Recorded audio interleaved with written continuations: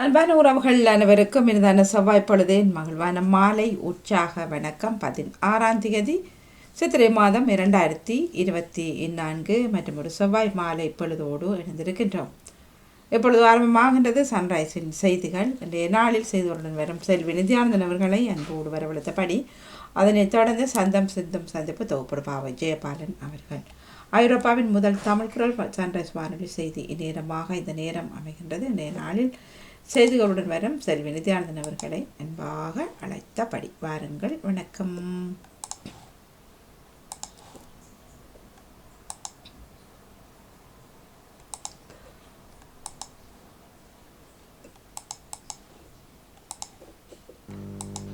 உற்சாகமான இரவு வணக்கம். வணக்கம். சன்ரைஸ் செய்திக்காக இணையவள செய்தி தொகுப்புடன் நெதர்லாந்தில் இருந்து செல்வி நித்யானந்தன்.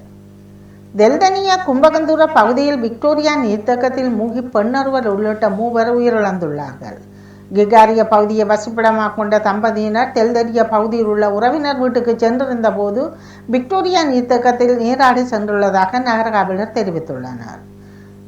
நீரில் மூழ்கியவரை காப்பாற்றுவதற்காக 37 வயதான நபரும் உயிரிழந்ததாக தெரிய வந்துள்ளது.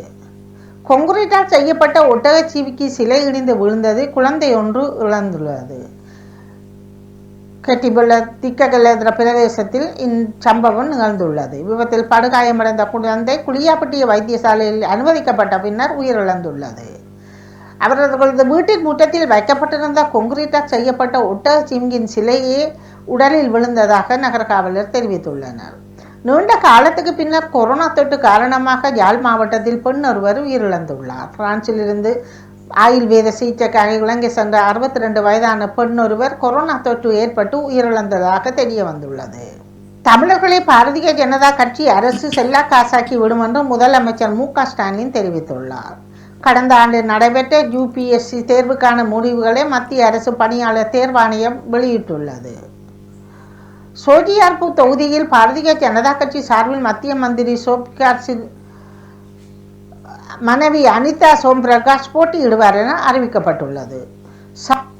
ஷாருக்கான் சுஜோய் சுகோஷ் இயக்கும் ஹிந்தி படத்தில் முக்கிய கதாபாத்திரத்தில் ஷாருக்கானின் மகள் சுகானா கான் நடிக்க இருக்கின்றார். இதற்காக ஷாருக்கான் 200 கோடி ரூபாய் செலவழிக்கவிருப்பதாக தெரிய வந்துள்ளது. இறுதியில் 748 அகதிகள் பிரான்சில் இருந்து இங்கிலாந்துக்கு சென்றடைந்துள்ளனர்.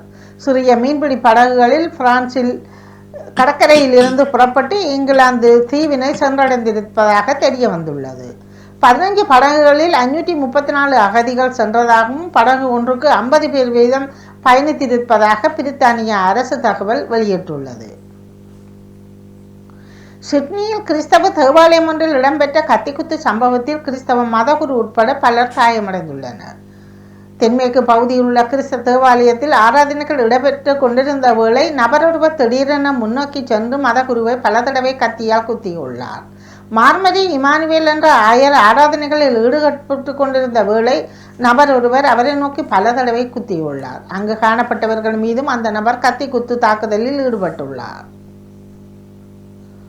இந்தோனேசியாவில் இன்றைய தினம் நிலநடுக்கம் ஏற்பட்டுள்ளதாக தெரிய வந்துள்ளது.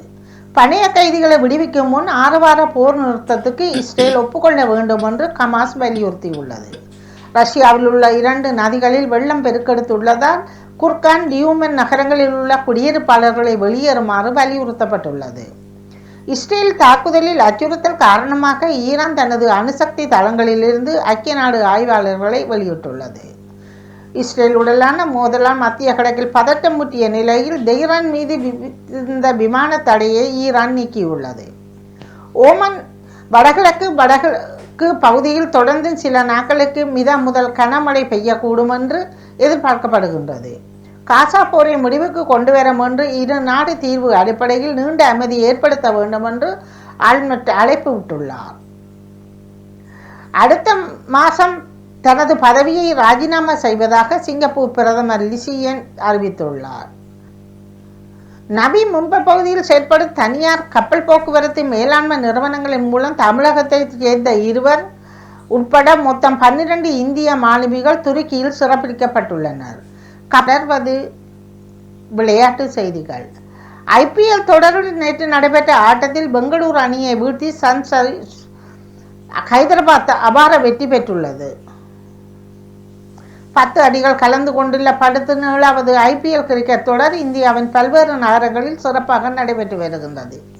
இத்துடன் செய்திகள் நிறைவடைகின்றன. நன்றி, வணக்கம். மிக சிறப்பு. மிக நன்றி செல்வி நித்யானந்தனே. செய்தி வாரம் 564 என்று எப்பொழுது இடம்பெற்றிருந்தது. மிக சிறப்போடு பல செய்திகளை உற்சாகத்தோடு தந்திருந்தார் செல்வி நித்யானந்தன் அவர்களுக்கு மிக்க நன்றி, வாழ்த்துக்களை கூறிக்கொள்கின்றோம். மீண்டும் மற்றொரு செய்திகளுடன் சந்திப்போம். நன்றி, வணக்கம். நிறைவுக்கு வருகின்றது சன்ரைஸின் செய்திகள். நன்றி.